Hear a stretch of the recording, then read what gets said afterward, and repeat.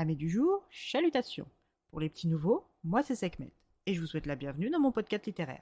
Dans mon émission, je vais tenter 3 fois par semaine de vous donner envie de découvrir des livres de tout poil, récents et moins récents. Alors, si ça vous tente, c'est par ici la suite.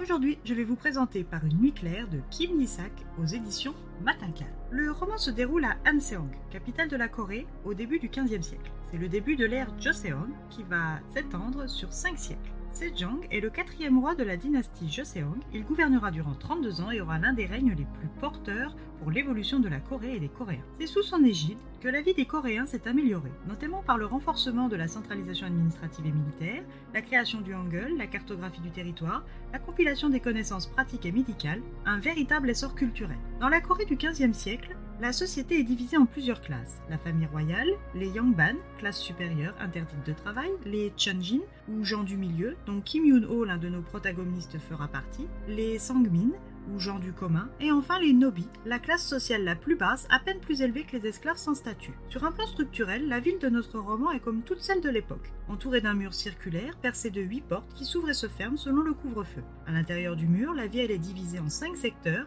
les 4 points cardinaux et le centre, eux-mêmes subdivisés en 52 bangs ou quartiers. C'est dans ce contexte historique que nous faisons la rencontre de notre héroïne, Aran, sage-femme et légiste présentée comme fille naturelle du préfet de Anseong, qui l'a recueillie lorsqu'elle avait 15 ans suite à la mort de ses parents. Lorsque nous rencontrons Aran, elle est sur le point de partir de la ville après la sonnerie annonçant le couvre-feu. Il fait nuit, il fait froid, car oui, nous sommes en plein hiver, et elle part avec son matériel d'autopsie sur le dos en direction de Yunnan, au pied du mont Baijak. On est en droit de se demander pourquoi cette jeune femme part de nuit pratiquer une autopsie clandestine. Eh bien la réponse est toute simple, pour rendre justice à la victime. La veille de son escapade nocturne à la préfecture de Anseong, elle avait surpris son amie Cho Seong, infirmière issue d'un quartier de l'Est, qui travaille à la section de la justice, expliquer à sa collègue Ju Wol, la damo. Alors, pour un contexte, la damo est traditionnellement une femme qui a pour tâche de servir le thé dans les bureaux gouvernementaux et qui, selon ses compétences, peut aider la police dans des enquêtes de crimes touchant les femmes. Donc cette dernière explique avoir été appelée pour la découverte d'un corps de femme à l'autre bout de la ville et qu'à son arrivée, on l'avait simplement remerciée pour le déplacement sans lui laisser voir le corps.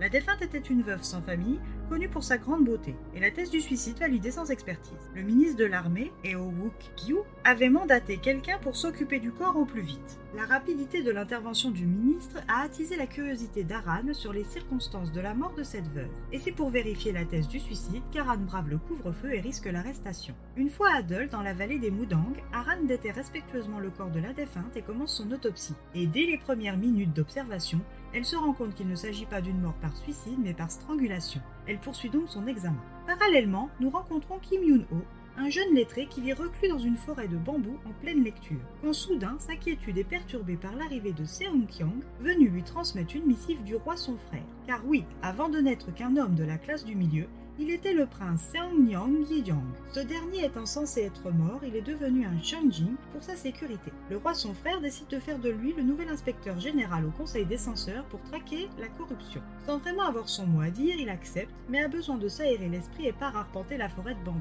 Ses pas et son esprit tumultueux l'ont amené jusqu'à Aran, toujours en plein travail. Aran ayant aperçu Kim Yoon-ho, elle l'interpelle et lui demande son aide pour remettre la défunte dans sa demeure d'éternité. Une fois terminé, les deux jeunes gens se séparent, mais pour combien de temps? Car pendant qu'Aran et Yoon-ho terminaient leurs travaux de nuit, à l'intérieur du mur, un incendie au pied du mont Gongyok s'est déclaré et après l'avoir maîtrisé, de nombreux corps sont découverts. Le lendemain matin, Aran est appelée pour aider aux trop nombreuses autopsies et c'est à ce moment précis qu'elle va faire la rencontre de ses deux nouveaux collègues, Kim Yoon-ho, nouvel inspecteur général du conseil des censeurs, et Han Seok, le nouveau secrétaire général de la préfecture au département de la justice. Si le premier lui est agréablement familier, c'est tout autre chose avec le second que sa réputation sulfureuse précède. L'autopsie nocturne d'Aran sur l'inconnu a-t-elle un lien avec les corps du mont Gongyok? Ses deux nouveaux collègues seront-ils une aide ou un frein pour elle dans sa quête de vérité? Un véritable K-drama livresque et historique à découvrir de toute urgence, vous ne trouvez pas? Si comme moi vous aimez la culture, l'histoire et les décors coréens, ce livre est fait pour vous. Et si vous êtes également un ou une K-drama addict en rebelote, ce livre vous est destiné. Une découverte d'une Corée qui n'existe plus, une enquête mêlant personnages de fiction et d'histoire, un suspense qui tient la distance, des mensonges, des intrigues, des histoires dans l'histoire, de l'action, bref, un livre à découvrir absolument. Et bien voilà, j'en ai fini pour aujourd'hui. J'espère que cet épisode vous aura plu et vous aura donné des nouvelles idées de lecture. Si vous souhaitez découvrir d'autres petits bonbons littéraires tout droit sortis de ma bibliothèque, je vous retrouve le samedi 3 décembre prochain pour un nouvel épisode. Et si d'ici là je vous manque de trop, n'hésitez pas à me rejoindre sur mon compte Instagram, @leslectures de Sekhmet. Sur ce, chalut les amis et à la prochaine!